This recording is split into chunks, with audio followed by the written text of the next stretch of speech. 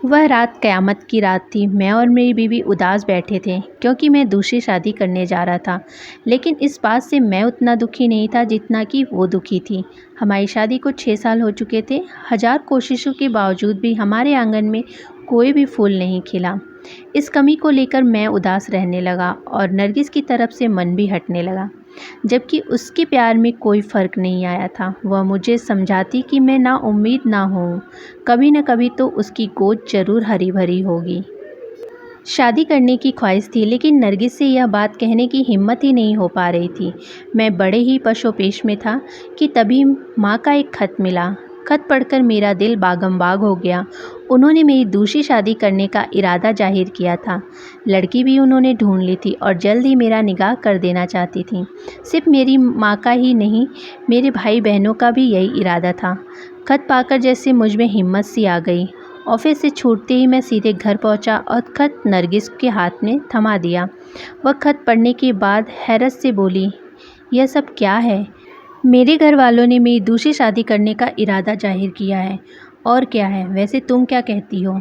वह कोई जवाब देने के बजाय उल्टे मुझसे ही सवाल कर बैठी। आप क्या कहते हैं? भाई, मैं तो सोच रहा हूँ कि अब मुझे दूसरी शादी कर लेनी चाहिए। शायद इसी बहाने हमारा सूना आंगन चहक उठे। इतना कहकर मैं उसका चेहरा पढ़ने लगा। उसके चेहरे पर मानो उदासी उमड़ आई। मैं फिर बोला, अब तुम भी कुछ कह देती तो अच्छा होता। मैं क्या कहूँ? जैसा आप बेहतर समझें करें। हमारे बीच कुछ देर खामोशी रही।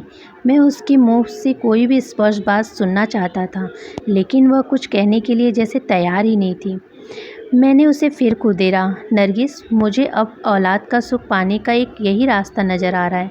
फिर भी तुम साफ साफ कुछ कह देती तो मुझे कदम उठाने में आसानी हो जाती। इस बारे में एक औरत भला साफ साफ क्या कह सकती है?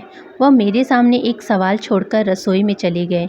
मैं सोचने लगा, नरगिस ठीक ही कहती है। कोई औरत अपने मर्द को दूसरी शादी की इजाज़त कैसे दे सकती है?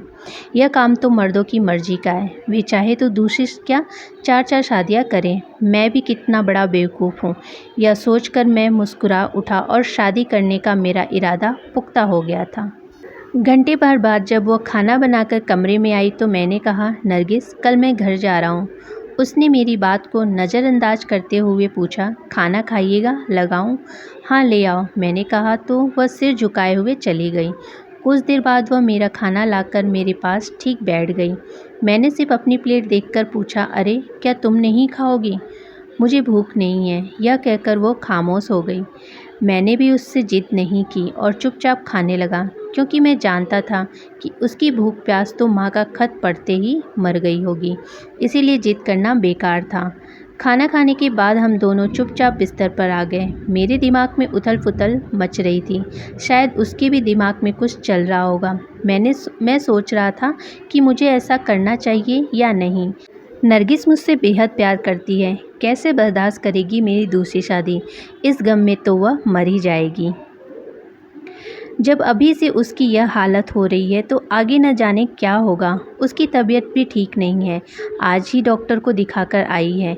मैंने उससे पूछा भी नहीं कि डॉक्टर ने क्या कहा। अपनी दूसरी शादी के चक्कर में कितना स्वार्थी हो गया हूँ मैं। फिर मेरे अंदर से जैसे किसी ने कहा, नौशाद, इतना सोचोगे तो कर ली शादी। अरे आजकल तो औरत खुद अपने मर्द को छोड़कर दूसरी शादी कर लेती है, और तुम तो मर्द हो, इतना सोच रहे हो, और फिर तुम तो अपनी बीवी को तलाक भी नहीं दे रहे हो। कुछ दिन वह ज़रा उदास रहेगी, फिर पहले की तरह हंसने बोलने लगेगी। इसीलिए अब उस बारे में मैं नहीं सोचूंगा, बंद करूंगा और अपना काम जल्दी से कर डालो। मौका बार बार नहीं आता है। सुबह आँख खुली तो नरगिस ने मेरा नाश्ता तैयार कर चुकी थी। उसने मेरी पसंद का नाश्ता, खीर और पूरी बनाई थी। नाश्ता भी मुझे अकेले ही करना पड़ा। बहुत कहने पर भी उसने मेरा साथ नहीं दिया। मैंने उसे समझाया, नरगिस, तुम क्यों इतनी उदास हो रही हो? मैं दूसरी शादी ही तो करने जा रहा हूँ, तुम्हें तो नहीं छोड़ रहा। अगर इसी बहाने मैं बाप बन गया तो तुम्हारा सूनापन भी दूर हो जाएगा। वह खामोश थी, एकदम खामोश। मुझे उसकी खामोशी से घबराहट होने लगा और जल्दी से घर से निकल जाने को मन करने लगा।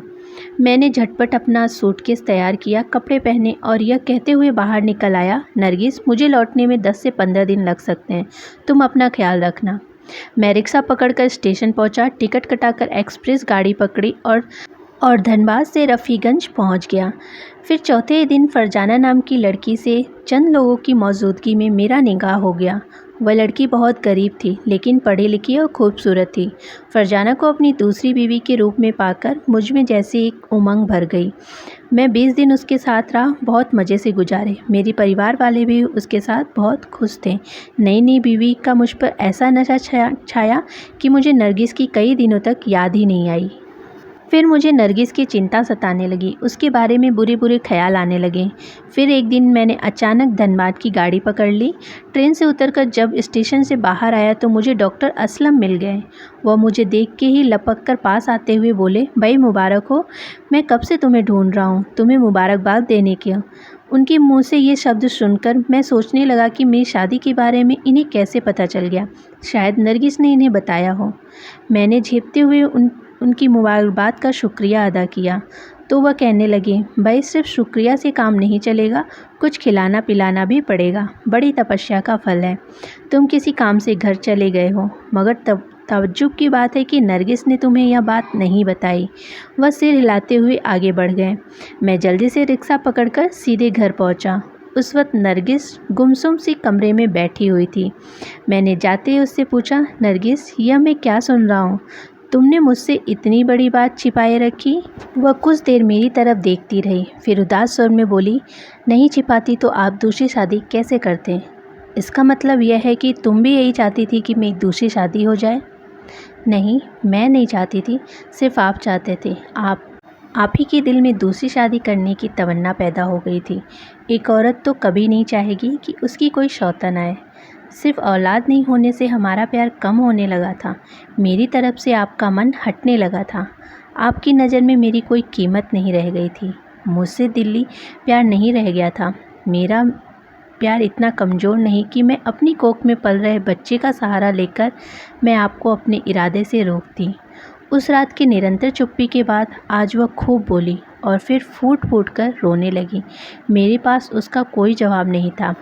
मैंने उसके आंसू पोंछते हुए कहा, नरगिस, मैं औलाद के लिए नहीं बल्कि दूसरी शादी के लिए ललायत हो गया था और भूल कर बैठा। अब शायद इस भूल की सज़ा मुझे काटनी पड़ेगी। वह मुझे माफ़ करके मेरे गले लग गई थी। आज इस बात को लगभग 15 साल गुजर चुके हैं। मैं 6 बच्चों का बाप बन गया हूँ। 3 नरगिस के हैं और 3 फरजाना के। 2 शादियाँ करके जैसे 2 नावों की सवारी कर रहा हूँ। बहुत टेंशन में रहता हूँ। नरगिस बहुत ही सूझबूझ वाली और संवेदनशील औरत है, लेकिन फरजाना छोटी छोटी बात पर भी मुझसे झगड़ती है और ताने सुनाती रहती है। आज मैं बहुत पछताता हूँ, सोचता हूँ आखिर मैंने दूसरी शादी क्यों की।